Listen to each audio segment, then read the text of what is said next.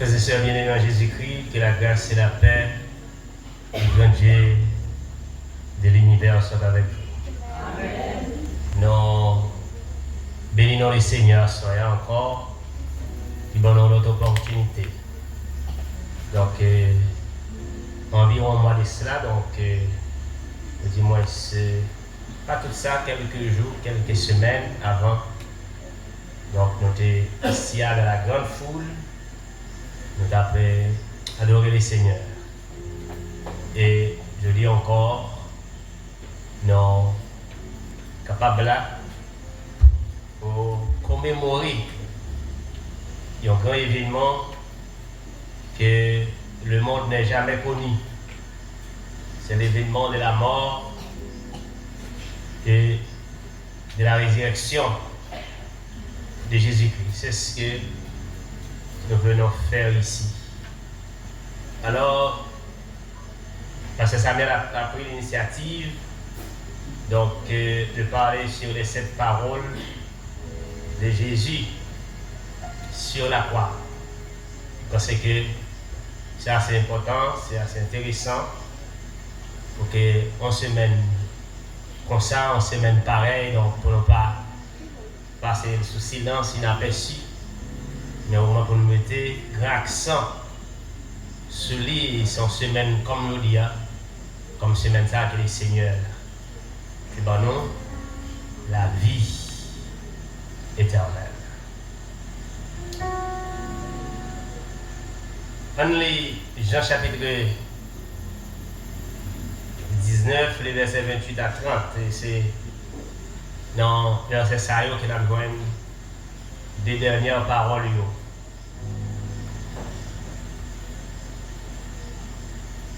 Après cela,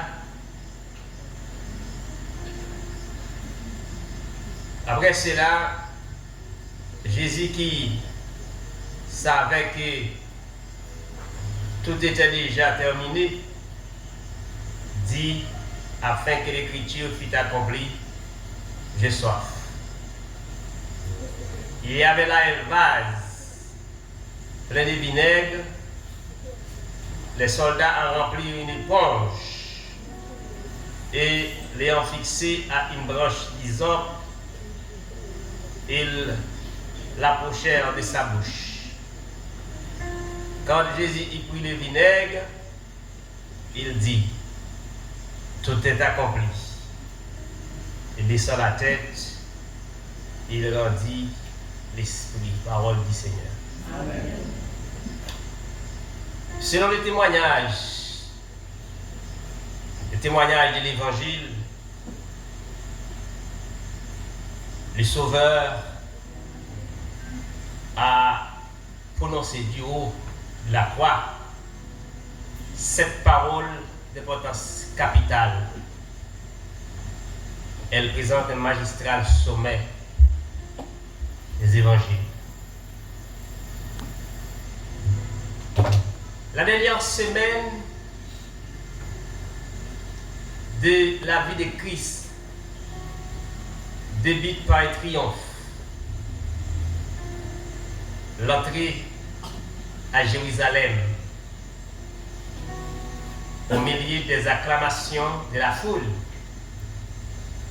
Mais dans l'ombre, ce trame et complot qui transformera cette foule délirante à une populace hostile et criminelle. Jésus, on ne l'ignore pas. Donc, c'est pas tout le temps, pas toutes les fois où on a battu bravo pour où on a souhaité au bienvenu, mettez pancarte, fait des manifestations pour qu'on ait un jambon. Même mon qui a fait ça, demain si Dieu veut, c'est eux qui parlent trahir. C'est pas de connaître Jésus, pas de connaître ça, mais les fait qu'ignorer, donc, pas occupé de ça, il a fait parce que il a une mission bien déterminée. Le jeudi soir, Jésus célèbre la Pâque avec ses apôtres au cours du repas. Il institue l'Eucharistie, ça veut dire la Sainte Seine, les fait avec des disciples,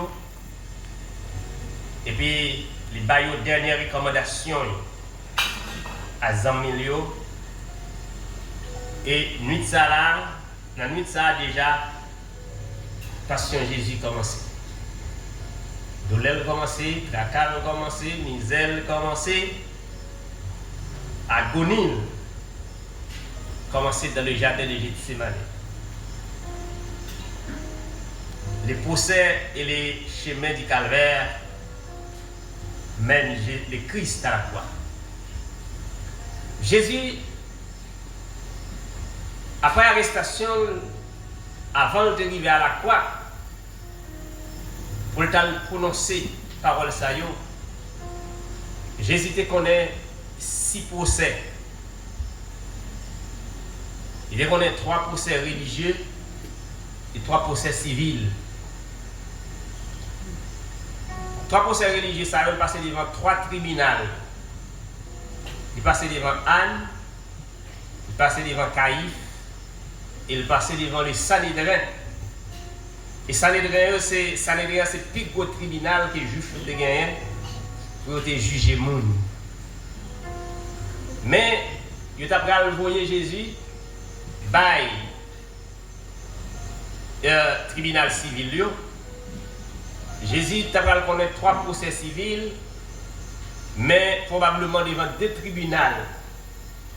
Donc c'était Pilate avec Hérode.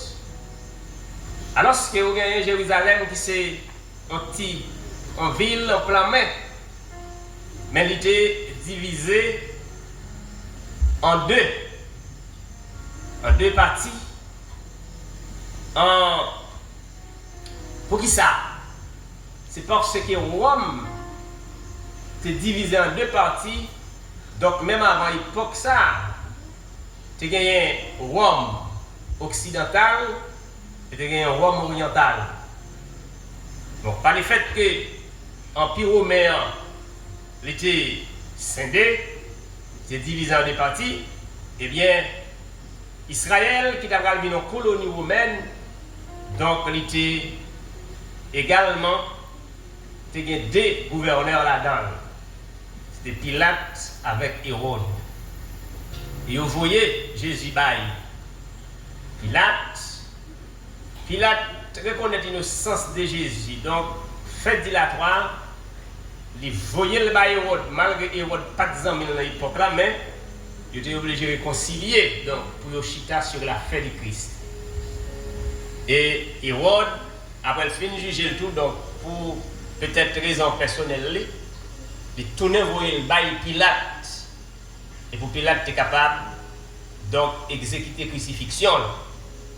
Pour qu'ils aient fait juif, ils pas tout crucifier, c'est parce que la croix c'était supplice romain. Et c'est celle romain qui a le droit pour clouer un monde son croix.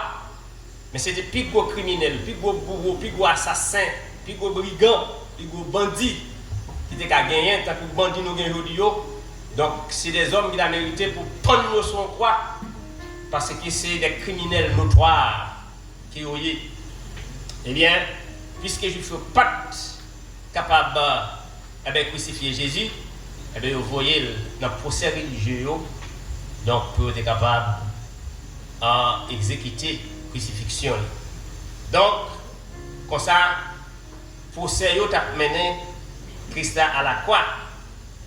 Et puis après il passe et a retiré dans le jardin, au jardin des Oliviers, donc terrassé par une lutte intérieure, la nature humaine de Jésus donc était saisie de foi en face de la mort.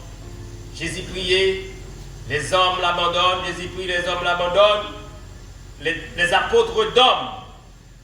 Mais ce qui est important, c'est que la force de Dieu, donc quand il pas abandonné, Jésus même était avec lui. Ça fait, Et Jésus, de Gethsémane à Golgotha, Jésus te connaît 14 stations, ça veut dire 14 endroits.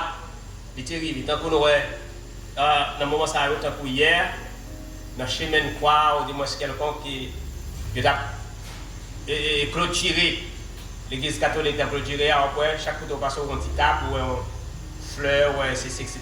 Donc c'est sous tradition ça que Jésus a traversé 14 stations avant d'arriver à Golgotha et jusqu'à ce que tu mettes Jésus sur la croix. Alors, mes frères et sœurs, après 4 paroles que Jésus a fait prononcer, eh bien, l'Itabral prononce une 5e parole. L'Itabral dit, j'ai soif. Ce n'est pas la première fois que Jésus après connaît la soif. Alors, soif physique. Vous songez l'histoire, elle était rencontrée avec la femme samaritaine au bord du puits de Jacob. Donc, pour commencer la conversation que Jésus a engagée avec la femme, non, il dit j'ai soif. Il a crié j'ai soif. Donc, il a dit bon petit goût. Réellement, Jésus a soif. En soif physique. Parce que l'idée qu'on a nature humaine dans lui, qui connaît tout besoin, moi et ma veille, non, connaît aujourd'hui. Normalement, il était soif. Mais écoutez, Jésus qui te prétend offrir des fleuves d'eau vive, au point que les hommes, si on boit de l'eau ça, qu'ils n'ont pas de jambes, soif encore. Et puis lui-même s'est trouvé dans une situation quand il était soif. Mais c'est vrai, Jésus était soif physiquement, mais plus grande soif de Jésus, c'était la soif spirituelle. Jésus était une soif spirituelle. Soif spirituelle, ça, donc, il expliquait que l'abandon du Père a créé en Christ un vide terrible. Une soif, donc, spirituelle intense. Il y a une soif spirituelle intense. L'abandon du Père. Mais écoutez, dans la 4e parole, Jésus a prononcé mon Dieu, pourquoi m'as-tu abandonné? Pour qui ça? Ou abandonner? Pour qui sont virés devant moi? Pour qui sont la game? Comme ça. Cela veut dire, cela traduire que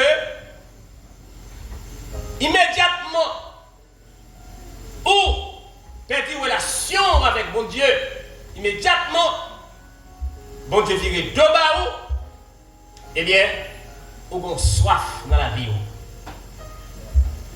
Ou on soif dans la vie. Et soif ça, il n'est pas qu'à combler, que seulement lorsque communion est établie avec le Seigneur. Le Seigneur dit, Jésus dit, j'ai soif. Moi soif en présence. Moi soif en communion. Moi soif en intimité. Moi soif en relation. Et c'est ça qui me soif. Parce que mon Père m'abandonne. Il y a un assèchement spirituel lorsque nous pas, ou bien lorsque nous perdons la présence de bon Dieu dans la vie. Nous. Donc, il ne faut pas qu'à soif. C'est ça que Jésus dit, j'ai soif. L'homme sans Dieu a soif des réalités, des vérités, de paix, d'amour, de pardon et de satisfaction. Et c'est ça le fait, donc, le Jésus était sous la croix, des bras ouverts comme ça, cloué sur quoi. Et puis, Jésus promenait dans le regard. Il regardait l'humanité en bas, l'humanité en péril, l'humanité en détresse. Il voyait un peuple qui a abandonné, qui n'a pas de berger, qui n'a pas de dirigeant. Donc, quand il a la guerre avec des bras au pont de Dieu, Jésus soif pour le monde, parce qu'il a son monde, non. Satan dirige, Satan mène, péché déboussolé, péché déconnecté, péché fini avec eux. Il est le cas de Figui, moun en bas.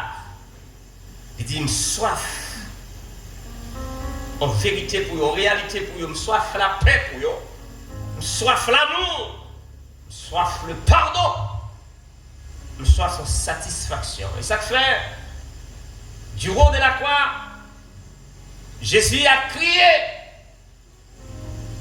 venez à moi vous tous qui êtes fatigués et chargés, et je vous donnerai du repos. Donc je vois votre situation, je vois votre état, je vois votre malheureux état.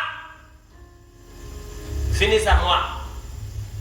Ça fait l'auteur de ces cantiques à chanter ces paroles-là. Venez, cœur souffrance et maîtrise, au médecin de l'âme, et par Jésus vous serez guérir, que votre joie l'acclame. Tenez ça, vous tous qui souffrez, isolés, venez, Jésus vous aime. Et pour le troupeau, désolé, je me suis offert moi-même. Et c'est ça Jésus dit. Donc je me suis offert moi-même. Donc, on m'est venu, une soif faim. Oh, pardon pour nous. Donc, mon soif, on salue, t'as aimé nous sauver, t'as aimé nous sauver la vie éternelle. Et probablement, la soif physique a conduit Jésus donc de cette conversation avec la femme samaritaine. C'est bien vrai, fatigué, donc soleil, marcher, etc. Lui de soif physiquement. Mais la situation des Samaritains donc a encore mis en Jésus donc une soif spirituelle, parce que Jésus a senti que nous avons besoin de salut, nous avons besoin de sauveur. Mes frères et sœurs, soyez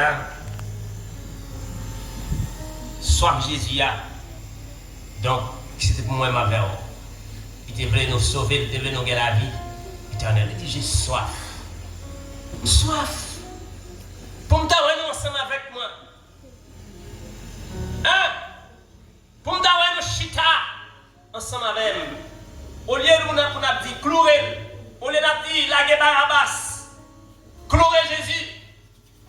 Au lieu de nous dire ça, nous t'avons non, unis-nous ensemble avec moi autour de la table spirituelle. Pour nous manger avec, pour nous boire avec moi dans une communion parfaite. Le Seigneur a soif de salut. Le Seigneur a soif de salut pour vous et pour moi. Et pour les autres désobéissants, pour les autres rebelles, pour les autres incrédules, le Seigneur a soif, le Sauveur a soif d'un salut.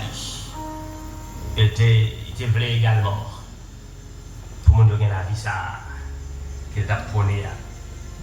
Donc, Jésus, tout est gagné en soif, c'est ton soif d'enfer.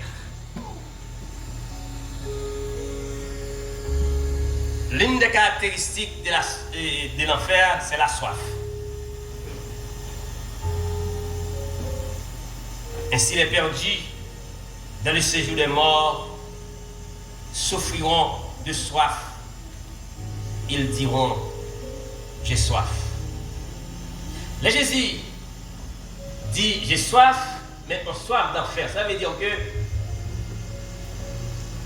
Jésus retrouvé dans un enfer. Écoutez, Jésus prie, les hommes l'abandonnent, les apôtres d'hommes, et son père aussi l'abandonne à la croix. Jésus n'a pas de recours. Il n'a pas de mon avec, il n'a pas de bon Dieu avec, il n'a pas de père avec. Il se retrouve totalement dans un enfer. Cette soif fait appel à une soif d'enfer. C'est justement pour que Jésus montrait donc tous ceux qui n'acceptent pas l'évangile de la grâce, l'évangile du salut, l'évangile de la croix, souffriront de soif d'un enfer. Et nous avons l'image du jeune homme riche et les pauvres Lazare dans le séjour des morts. Et nous réalisons ça bien que le séjour des morts est divisé en deux parties. Il y a la dette sur le Chérol. Donc c'est là les incroyants, les morts, les impies, les incroyants, ceux qui ne croient pas dans mon Dieu, ils vont mourir. C'est là, ils étaient allés alors, avant la croix, avant la venue de Christ, ils étaient fait un bloc, tout est même côté. Mais lorsque Christ est venu, eh bien, il est divisé. Donc la dette sur le Chérol, ça, c'était l'image de l'enfer. Il y a là la souffrance, il y a la soif, etc. Il y a le tourment dans la desse ou bien dans le Chérol. Mais dans les saints d'Abraham, il y avait la paix. Dans les saints d'Abraham, tu gagnais le bonheur, tu gagnais la réjouissance. Et tu gagnais l'étanchement de la soif, tu gagnais la satisfaction de la soif. Donc, ça veut dire que tu joins toute bagaille à merveille pour te boire parce que tu es dans un fleuve de vivre là. Ça fait les jeunes hommes riches là souffrir de soif, à mourir de soif, de crier Père Abraham, voyez Lazare venir, il m'a trempé, même petit doigt de ça, pipi, petit bout de doigt de ça, trempé le long de l'eau et puis là, une goutte là, dans la langue moi. M'a soulagé parce que côté mien et tout n'a répété encore il faut pléonas m'a mourir de soif. Il mourit déjà m'a mourir de soif à tout yem. Oh donc mes frères et sœurs, et c'est une soif d'enfer.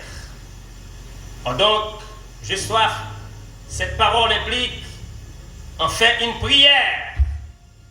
Une prière adressée non pas à Dieu, mais aux hommes. Il réclamait de l'eau. Et le Seigneur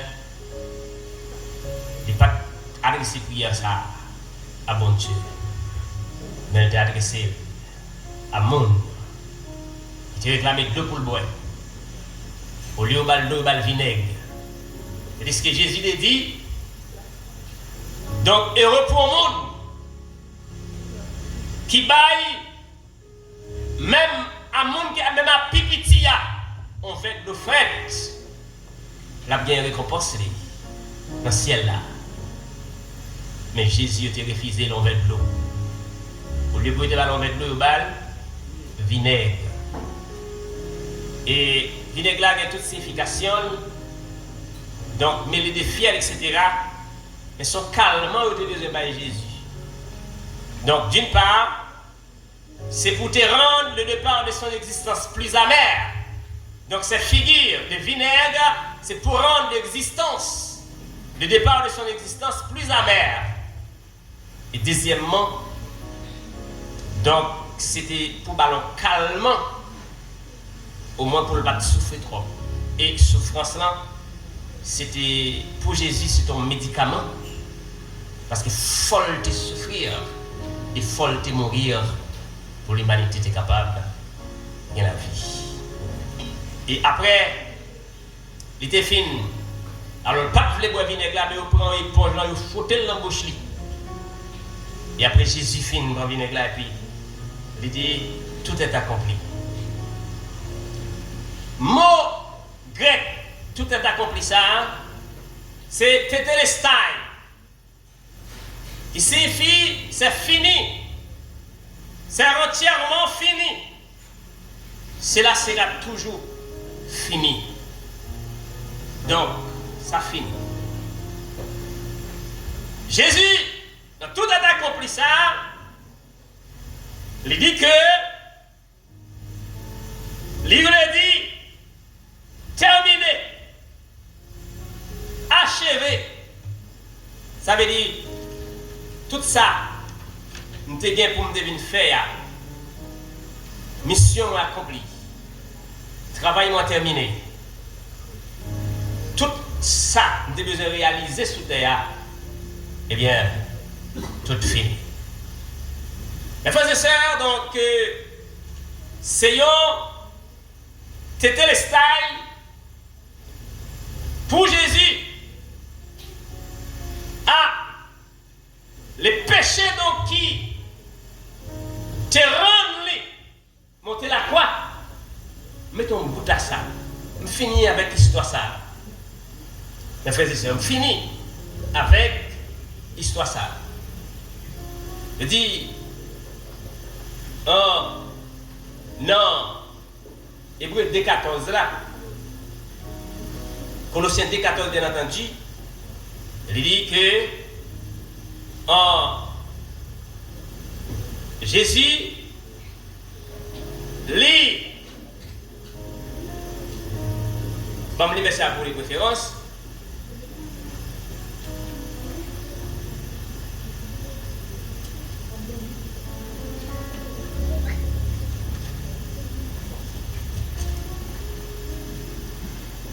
Colossiens, chapitre 2, le verset 14. Il a effacé l'acte dont les ordonnances nous condamnaient et qui subsistait contre nous. Et il l'a détruit en le clouant à la croix.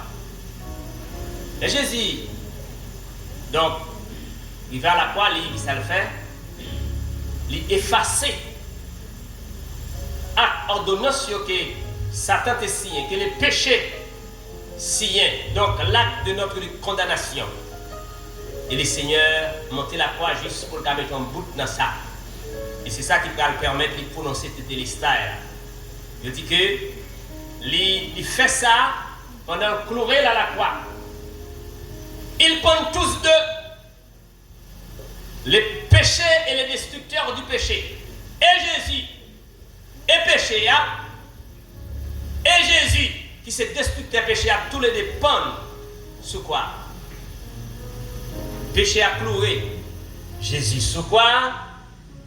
Et Jésus qui s'est destructeur péché à lui fixer péché. Ça veut dire, c'est comme si il dit bon ok, vous êtes cloué sous quoi? Moi mourir, c'est vrai, mais me descendre, me fixer sur quoi?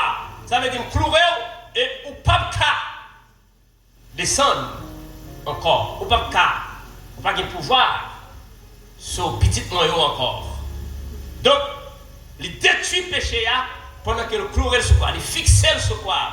Parce que Jésus est le destructeur du péché. Après avoir achevé cette œuvre, Jésus criait, tetelestai, tout est accompli. Le salut que Jésus nous dit, tout est accompli. Ça fait nous chanter les saluts accomplis sur la terre. Mon sauveur remonta au ciel. Mais bientôt il va reparaître. Mon bonheur sera éternel. Ça veut dire que tout ça, Jésus dit pour le faire pour nous, il fait déjà. Il dit, à la manière de l'apôtre Paul, au Romains chapitre 8, les versets 1er. Il n'y a donc maintenant aucune condamnation pour ceux qui sont en Jésus-Christ. Pour qui ça?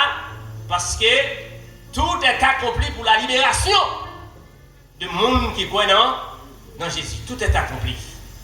Et je dis, si nous quittons le péché dominer nous, si nous quittons le péché dominer nous, mener nous, faire salver avec nous, au point pour t'amener nous dans la condamnation éternelle, dans la mort éternelle, dans l'enfer éternel, ça c'est avec gardez-nous. Mais le Seigneur lui-même lui dit, tout est accompli. Ça fait, pour pécher, il dit, tout est accompli. Cela veut dire que Jésus payait la dette, il payait le prix pour le péché passé, les péchés présents et les péchés futurs. Vous comprenez ce que Jésus fait? Même ça, pour qu'on fait, les gens payent pour. Et ça fait, au texte quand il a dit, il m'en compte avec mon juge, tout réglé. Le Seigneur paye dette moyen. Donc, je ne pas de péché encore. C'est bien vrai, nous vivons dans la présence du péché. Mais, nous pas doué péché encore. Et serviteur artiste peintre, l'elfine réalise le travail il garde le travail là. Bon, il finit, il dit, t'es les style, c'est terminé. Serviteur esclave là, qui a travaillé pour mettre l'IA. Donc, elle réalise, elle garde le travail là fini, et puis il dit, mettez-le. J'ai fini le travail que vous m'avez demandé de faire. Donc, moi, finis le travail. Ça, c'était le style. Marchand là, elle finit et fait tout le temps transaction, comprendre, payer des clients. Et puis, il crie, c'était le style. Tout est payé. Tout est payé. Donc, comme ça, je n'ai pas gagné aucune dette. Je dois encore. Jésus dit, tout est accompli. Tout est accompli pour ma vie. Tout est accompli pour ta vie, pour votre vie. Tout est accompli. Pour ça, nous, aujourd'hui, laissez régler. Et ça fait les salut que Dieu nous donne. Donc, il nous le donne pour l'éternité. Donc, tout est accompli pour les saluts. Ça, j'ai fait, ça, j'ai payé, et payé déjà pour nous capables de gagner les saluts. Le général l'a dit, donc, l'elfine gagne en bataille, l'elfine gagne victoire, le crier tétélestai, le combat est terminé, l'adversaire est vaincu. Donc, c'est ça, l'écriture. Donc, tout est accompli, toute bagaille est finie. Dans Romains, la question d'être payé dans Romains chapitre 7, depuis verset 14 pour arriver dans verset 25, mais nous allons prendre verset 24, 23, 24, 25. L'apôtre Paul campait une image. Donc, image que l'apôtre Paul prend le camper, on va essayer d'appeler ça pour vous. Romains chapitre 7.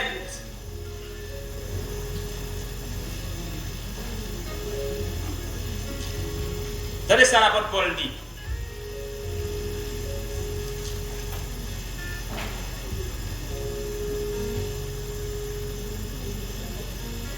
Verset 24, verset 23. Mais je vois dans mes membres une autre loi qui lutte contre la loi de mon entendement et qui me rend captif de la loi du péché qui est dans mes membres. Misérable que je suis, qui me délivrera du corps de cette mort? Grâce soit rendue à Dieu par Jésus-Christ notre Seigneur. Ainsi donc moi-même, je suis par l'entendement esclave de la loi de Dieu, et je suis par la chair esclave de la loi du péché. Donc, l'apôtre Paul dit, qui me délivrera, misérable que je suis, qui me délivrera du corps de cette mort? Dans l'époque ça, l'homme de gagner, on loi qui dit, les au monde, tuer au monde, qui élément de solution, qui élément de justice était utilisé pour? Yo prend moun ça, y a les non terrain fermé terrain normalement, et puis yo prend mort, yo mari mort sous dos meurtrier sous dos criminel là. Après ça yo fermé terrain, yo fermé barrière, et puis yo la gueule dans savane. Ça veut dire que moun ça là, ils font toute une journée en bas soleil, etc. La promener avec un mort sous dos. Et pas de monde qui a le droit pour aller retirer mort ça sous dos. Imaginez, les morts commencent à infecter, les morts dilatés, poids d'une pesée. Et bien finalement, le soleil sur vous a promené avec un mort sous dos. Et bien il dit, et pas il a tout, mais ou même il a fait tout, il a tout pour tout. Et puis ils vont mon côté, ou pas capable encore. Et puis on va tomber, et puis on mourir tout. L'apôtre Paul dit de considérer le péché ça, de considérer le péché comme un corps de mort. Qui était sous dos, qui était sous l'autre monde. Et puis tu as promené. Puisque pas de monde qui t'a retiré mon corps de mort ça, eh bien, il dit que misérable que je suis, qui me délivrera du corps de cette mort, de ce corps de mort? Grâce soit rendue à Dieu par notre Seigneur Jésus-Christ, et qui a prononcé du haut de la croix, tout est accompli. Tétélestai, cela veut dire péché, mandat fini là. Péché, pouvoir fini là. Péché, puissance fini là. Donc pas de pouvoir, seulement encore. Donc mes frères et sœurs, nous restons quoi que à soya et semaine ça, demain si Dieu veut, semaine ça a fini pour histoire événement ça. Et l'évangile a continué à prêcher. Et qu'il a connaît que nous avons gagné un sauveur qui a accepté mourir pour nous, qui a accepté prendre péché nous, qui a accepté prendre la mort nous, qui a accepté prendre la croix pour nous. Donc, pour que nous soyons capables là. Le Seigneur dit que la croix pour les Romains c'était un symbole d'ignominie, d'opprobre, de honte.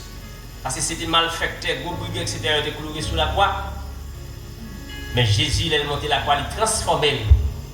Il fait le tourner en instrument de salut, en instrument de paix, en instrument de bonheur, en instrument de grâce. Il fait le tourner. Et tout le monde qui, à Soya, c'est même ça, connaît l'importance de la croix. Et qui ça la croix? C'est café. Qui ça la croix? Café.